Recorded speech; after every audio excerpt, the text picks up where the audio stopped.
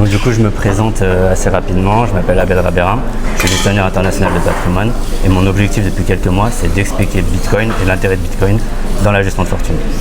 Est-ce que tu pourrais te présenter et nous parler de ta solution? Alors, je m'appelle Frédéric Juret-Raffin. J'ai monté avec un associé donc une société qui s'appelle Alia Finance. Ouais. Notre objectif, c'est de proposer en B2B2C, donc via les CGP, via les family office, des solutions d'investissement passif dans les cryptos. Okay. Dans un environnement non custodial. Donc là, je parle peut-être... il faut définir pour ceux qui ne connaissent pas. Alors, donc pour ceux qui ne connaissent pas, il y a différentes manières de s'exposer à la crypto. Les plus connues, c'est de passer par des plateformes. En fait, donc le fonctionnement, c'est exactement le même que pour une banque. En fait, donc on confie son argent donc à un prestataire, agréé ou pas agréé, qui va, pour le compte de son client, le placer sur tel ou tel produit. C'est exactement le même principe. Okay. Nous, ce qu'on propose, c'est de permettre au client de se passer de cet intermédiaire-là, okay, et donc de ne pas prendre le risque du défaut de l'intermédiaire. Ouais. Parce qu'on sait qu'il y a eu beaucoup d'arnaques, il y a eu des arnaques, il y a eu FTX. Voilà, il y a eu FTX, malheureusement il y en a eu beaucoup d'autres avant. Ouais. Et même si ça ne fait pas l'objet de notre discussion d'aujourd'hui, donc la régulation telle qu'elle est faite aujourd'hui, c'est un début de protection pour les épargnants. On est assez loin d'une protection totale. Okay. Donc l'idée, c'est de les accompagner pour qu'ils puissent investir eux-mêmes grâce à une solution qu'on appelle le multi-signature, qui nous permet de préparer en fait les transactions pour le compte des clients. Nous, on n'a jamais la main, c'est-à-dire que rien ne peut se faire sans que le client ne vienne confirmer la transaction. Ouais. Et ça lui permet d'éviter la complexité donc de cette technologie-là, parce que c'est quand même pas forcément très accessible, ouais, tout en lui permettant d'en bénéficier et de bénéficier du principal avantage qui est de rester non pas propriétaire de ce crypto, mais en possession de ces cryptos, ce qui n'est pas exactement la même chose. Okay. Donc techniquement, l'idée c'est d'avoir un portefeuille crypto qui peut être géré entre guillemets par plusieurs personnes différentes. C'est ça le multisignature? Concrètement, ça se passe comment? Concrètement, le client final, il a une appli sur son téléphone. Okay. Nous, on prépare avec des outils sécurisés, évidemment une clé Ledger, entre autres. On lui prépare en fait ses transactions. Okay. On le fait qu'une fois tous les 3 mois avec lui parce qu'on est sur l'investissement passif. Okay. Et lui, il a juste qu'à cliquer sur son portable pour confirmer la transaction. Okay. Rien ne se fait s'il n'a pas cliqué. Ok, parfait.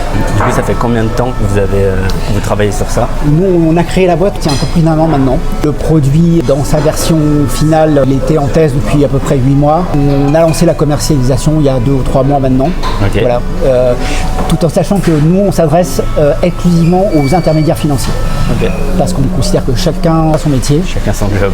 Nous, on n'est pas CGP, on n'est pas family office. Et donc, on ne porte pas le conseil auprès du client parce qu'il est important de notre point de vue que le client soit conseillé de manière globale sur son portefeuille. Ouais.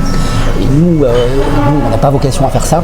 Donc cet intermédiaire, il a un rôle absolument primordial parce que c'est lui qui va être le garant, ou plutôt le garde-fou de son client pour éviter d'avoir un portefeuille complètement déséquilibré. Il n'est pas raisonnable de mettre 30% de ses actifs donc sur de la crypto, par exemple. Donc toute cette partie du travail, c'est le job du CGP, c'est le job du Family Office. Merci. C'est parfait. Faut juste se rappeler que du coup, ceux qui vont regarder la vidéo, c'est souvent des gestionnaires de patrimoine qui ne sont pas encore formés à la crypto et qui se posent des questions. Donc toujours revenir un peu sur les définitions, sur les termes. Oui, alors il y a peut-être un truc important à dire là-dessus, parce qu'aujourd'hui, les gestionnaires de patrimoine, en tout cas ceux que nous on rencontre, qui sont un peu embêtés, parce qu'ils ont un rôle de conseil. Donc la plupart du temps, donc les autres classes d'actifs, ils les maîtrisent, parce que voilà. il y a ce truc qui sort de nulle part. Pour la plupart, ils y connaissent pas grand-chose. Ouais. Ils sont très très embêtés parce que conseiller, c'est quand même une responsabilité. Et de notre point de vue, et en tout cas, il y a une forte demande pour un accompagnement, ne serait-ce déjà que pour mieux appréhender cette classe d'actifs, mieux la connaître. Il y a un énorme travail de formation à faire.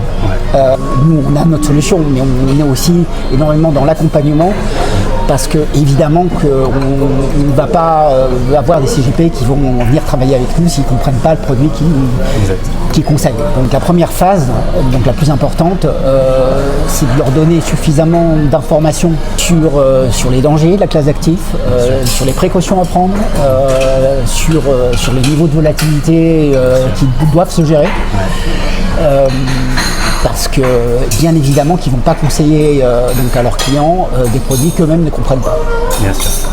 Et je pense que c'est aussi un risque sur le marché, c'est que beaucoup de gestionnaires patrimoine vont refuser d'accompagner ou vont refuser de s'exprimer justement sur cette classe d'actifs.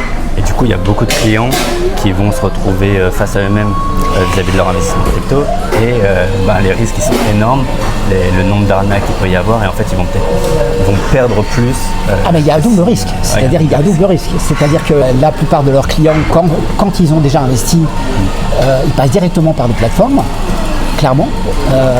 Ils le font soit avec des plateformes sérieuses, parfois avec des trucs un peu exotiques sur des produits qui le sont encore plus.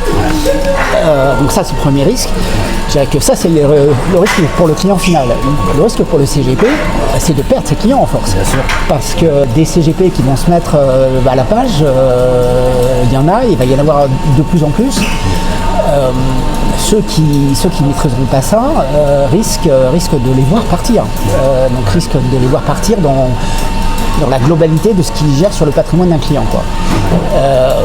Je dirais que voilà. Je serais CGP aujourd'hui, même si je ne suis pas emballé par cette classe d'actifs, il y a une obligation à en savoir suffisamment, ne serait-ce même que pour avoir des raisons pour ne pas les conseiller. D'avoir les arguments solides pour pouvoir ne pas les conseiller, bien sûr. Mais donc un CGP peut faire le choix de ne pas conseiller des cryptos. À mon avis, il ne peut pas se permettre de ne pas les connaître. Ça fait sens. Je suis tout à fait de cet avis. Ensuite, plus sur Alia Finance, du coup, tu as décidé de t'associer avec qui et quelle est l'équipe qu'il y a derrière? Alors, nous, on est une toute petite équipe. Moi, qui ai une petite expérience de CGP, une bonne maîtrise des outils crypto que je manipule depuis 3-4 ans maintenant. Ce qui en soi n'est pas énorme. C'est énorme pour la crypto et c'est pas énorme pour la finance traditionnelle. Exactement. Je pense que les gens ne se rendent pas compte, mais 4 ans d'expérience crypto en 2024, c'est énorme. Voilà, d'autant que c'est un domaine qui évolue extrêmement rapidement. Et je me suis associé avec un ancien de la finance traditionnelle parce qu'un produit financier, ça reste un produit financier. Crypto ou pas crypto, c'est à peu près la même logique. Donc on est également avec donc un partenariat un petit peu avancé avec un conseiller de gestion de patrimoine parce que si jamais on a des gens qui n'ont pas d'intermédiaire financier et qui veulent absolument prendre le produit, comme il est hors de question qu'on les prenne en direct, nous on les renvoie sur un intermédiaire qui s'occupera justement de la partie conseil global du patrimoine parce que encore une fois pour nous c'est absolument impératif. On ne gère pas les cryptos à part, on gère les cryptos dans une stratégie de diversification. Bien sûr. Ça c'est pour les clients particuliers qui voudraient avoir votre solution et qui n'ont pas de gestionnaire patrimoine. Voilà. Vous pouvez leur allouer ce gestionnaire. En tout cas, lui proposer. Donc s'ils en ont un et que leur intermédiaire n'y connaît pas grand chose, ils peuvent aussi nous l'envoyer. Voilà. Mais s'ils n'en ont pas et qu'ils veulent absolument investir, on leur en proposera. Okay. Mais on ne prend pas de clients direct. Okay. Et maintenant plus sur l'aspect entrepreneurial, du coup est-ce que tu as eu des difficultés, vous avez eu des difficultés à monter la structure ou est-ce que ça a été plutôt fluide le processus depuis ces 2 dernières années? Écoute, nous, on a cette chance de ne pas avoir d'énormes investissements à faire parce que finalement, notre valeur ajoutée, c'est nos compétences, c'est notre savoir-faire.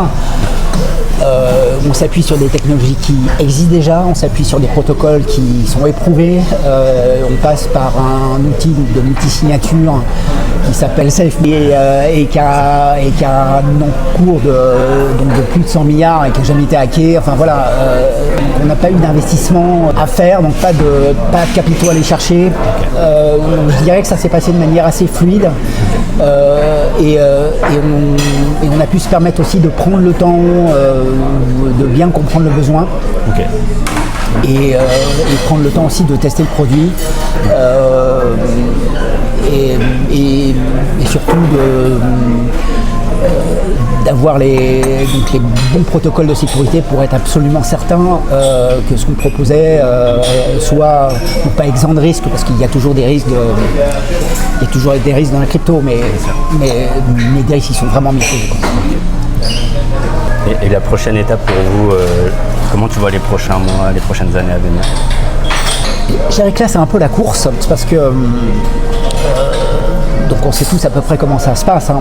C'est-à-dire que il y a de la défiance, une forme d'indifférence de la part de ces gens-là tant que les cours on n'en parle pas. Donc le jour où ça va monter,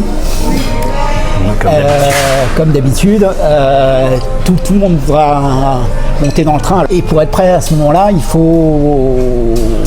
faut être organisé. Il faut être organisé. Donc nous on a profité de ces 2-3 années de ventre mou pour justement être prêt pour le jour où ça va refrémir. Okay. Parce que c'est vrai que pour ceux qui ne connaissent pas, les cycles, on va dire, les cycles monétaires sur la crypto sont totalement différents de la finance traditionnelle. Donc là, d'avoir une entreprise crypto, vous allez devoir être capable de répondre à une forte demande pendant un bull market et puis peut-être de s'adapter pendant les bears et être capable de survivre, en tout cas. Alors, bon, je ne suis pas un spécialiste de la finance, mais j'ai entendu déjà plusieurs fois donc des réflexions en fait, sur ce que tu viens de dire, c'est-à-dire qu'un cycle financier normal, c'est 10 ou 15 ans. Donc un cycle crypto, c'est 3 ou 4 mois.